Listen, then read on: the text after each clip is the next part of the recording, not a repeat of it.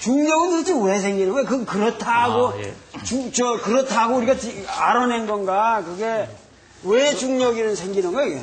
그게 아주 너무 좋은 질문이라서 제가 대답을 할 수 없는 질문입니다. 왜 그러냐면, 자, 우리가 네 가지의 힘이 있다고 제가 말씀을 드렸는데, 그 네 가지 힘 중에서 여러분들이 가장 익숙한 힘이 뭔가요? 중력이죠, 보통.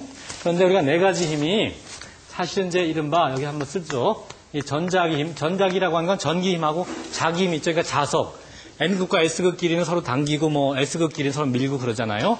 근데 그런 자기 힘이라고 하는 거가 자석의 힘하고 전기끼리 힘하고 조금 달라 보이지만 사실은 본질적으로는 같은 겁니다. 우리가 어디서 알 수 있냐면 여러분이 자석하면 영구자석이 생각나지만 전자석이라는 것도 있죠. 전자석이라고 하는 건 전기를 흘리면 자석이 되는 거거든요. 그러니까 결국 전기하고 자석하고는 뭔가 결국 본질적으로는 뭐 아주 비슷한 거라는 생각이 들죠. 전기 흘리면 자석이 되니까. 그래서 자기 힘하고 전기 힘은 본질적으로는 같은 겁니다. 그래서 하나를 묶어서 전자기 힘이라고 부르는 거죠. 뭐 한자로는 전자기력, 전자기 힘. 그 다음에 조금 전에 말씀드렸듯이 약한 힘이라는 게 있습니다. 약한 힘이라는 건 조금 이해하기 어렵지만 그 핵 내에서 여러 가지 핵 내에서 존재하는 힘이에요. 그래서 혹시 베타 분계란 거 혹시 들어본 학생이 있을지 모르겠는데 없나요? 그 다음에 강한 힘이라고 하는 것은 조금 전에 말씀드렸듯이 우리가 핵 내에서 양성자나 중성자 뭐 이런 걸 아주 강하게 묶고 있는 그런 힘이고, 그 다음에 이제 마지막으로 중력이라는 힘이 있는데, 혹은 만율력. 이걸 지금 왜 이렇게 순서로 썼냐면은 사실 우리가 전자기력을 우리가 잘 알고 있어요. 정체를. 이것이 뭐냐? 우리가 정체를 가장 잘 알고 있는 순서로 쓴 겁니다. 그러니까 전자의 경우는 우리가 비교적 잘 알고 있고 약한 힘도 잘 알고 있는데 강한 힘은 뭐 사실 아직까지 조금 잘 몰라요. 알듯 말듯한 상황입니다.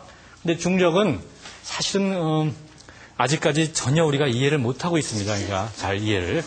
중력이 가장 어려운 힘이거든요. 사실은.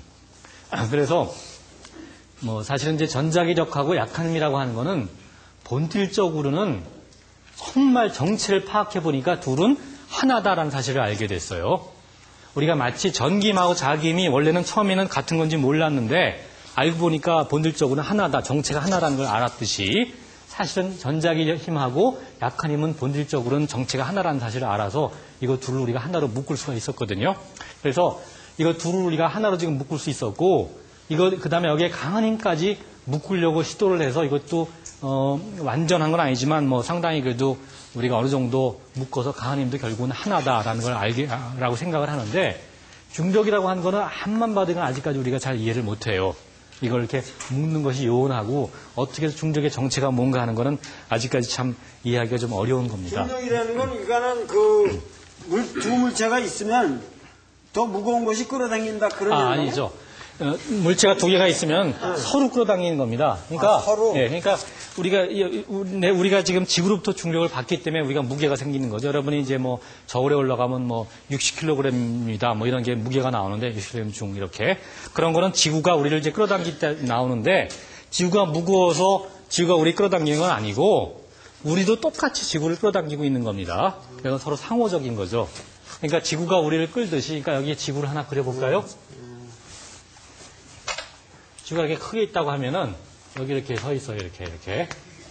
자, 그러면 지구가 이렇게 우리 이렇게 끌어당기는 거죠. 이렇게. 이 끌어당기면 똑같은 식으로 우리는 지구를 이쪽으로 이렇게 끌어당기는 겁니다. 그래서 요 힘과 요 힘의 크기가 정확히 같아요. 방향은 반대고. 그걸 혹시 여러분들 작용 반작용이라고 하는 거 혹시 들어본 학생이 있죠? 이걸 바로 작용 반작용의 법칙이라고 부르는 겁니다. 그러니까 그러니까 뭐 지구가 아무리 커봤자 지구나 뭐 나나 똑같이 서로 주고받는 겁니다, 사실은. 아니, 그럼 어디가 더 끌어당기는 힘이 세니까 이게 이렇게 될 거 아니에요? 아니죠. 그러니까 여기. 간단하게 이렇게 떠 있을 그렇죠. 텐데, 지금? 그렇죠. 자, 여기 이렇게 되면은, 자, 지구에서 볼 때는 이렇게 놓으면은 지구가 이걸 끌어당겨서 얘가 지구로 딸려가는 것 같죠? 근데 얘 입장에서 보면 지구기를 너무 무시하지 말고 지구 입장에서 보면 어떻게 되겠어요? 자기는 가만히 있는데 지구가 자기한테 딸려오는 겁니다. 끌려오는 거죠. 그런 거거든요. 둘이 아무 차이가 없는 겁니다.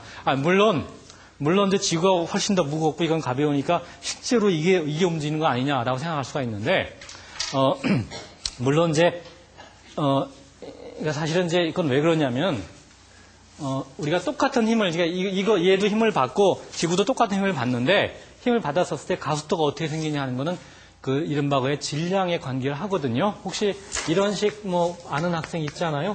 이런 식? 이렇게? 그러니까 어떤 힘을 받게 되면 어떤 물체가 그 물체는 가속도가 생기게 되는데 가속도라고 하는 건 그 물체 운동이 변한다는 얘기죠. 그러니까 속도가 변한다는 얘기인데 그것이 어떻게 생기게 되느냐? 그 질량에 반비례 하게 된다. 근데 지구라고 하는 녀석은 워낙 질량이 크니까 힘은 똑같이 받지만 질량이 워낙 크기 때문에 가속도가 조금 생기는 거고 반면에 여기 있는 뭐 지구계는 힘은 똑같이 받습니다. 힘의 크기 똑같지만 질량이 훨씬 작기 때문에 가속도가 많이 생겨서 이것이 이쪽으로 더 많이 간다.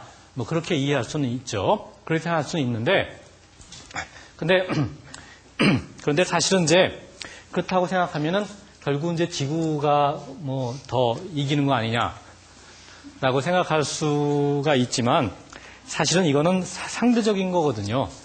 뭐 왜냐하면 그렇다면 뭐 해를 볼 때는 태양하고 지구하고 보면 어때요? 태양이 훨씬 더 지구보다 무겁죠. 그래서 따라서 태양은 가만히 있고 지구가 태양 주위를 돈다. 뭐 이렇게 혹시 생각이 돼요? 그러니까 이게 태양이면은 사실은 그러니까 지구는 뭐 여기 이렇게밖에 안 되는 거죠. 네, 태양이면. 그러면 이제 이거 둘이 서로 역시 만유인력을 주고받습니다. 그러니까 태양이 지구를 이렇게 당기고 역시 지구는 태양을 똑같은 크기로 당기거든요. 그래서 서로 똑같은 힘을 주고받으면서 이렇게 돌게 되는 건데 이럴 때 이제 물론 이제 태양이 훨씬 더 무거우니까 똑같은 이유로 태양의 가속도는 굉장히 작고 지구의 가속도가 훨씬 더 크기 때문에 우리가 볼 때는 이제 만일에 뭐 밖에 나가서 본다고 하면 태양은 별로 안 움직이고 주로 지구가 움직이는 것처럼 보이긴 할 겁니다. 그렇지만 우리가 지구의 입장에서 보면은 어떻게 보여요? 우리는 지구에 있으니까. 지구의 입장에서 보면 우리가 지구가 움직이는 걸로 보이나요? 아니죠. 대신에 무엇이 움직여요?